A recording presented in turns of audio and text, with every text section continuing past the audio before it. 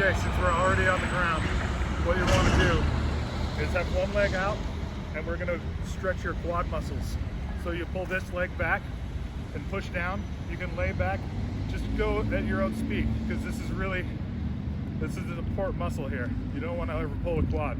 That's like getting shot in the quad. It's awful. Anyway, you do that, maybe 10, 15 seconds, and then you switch it up.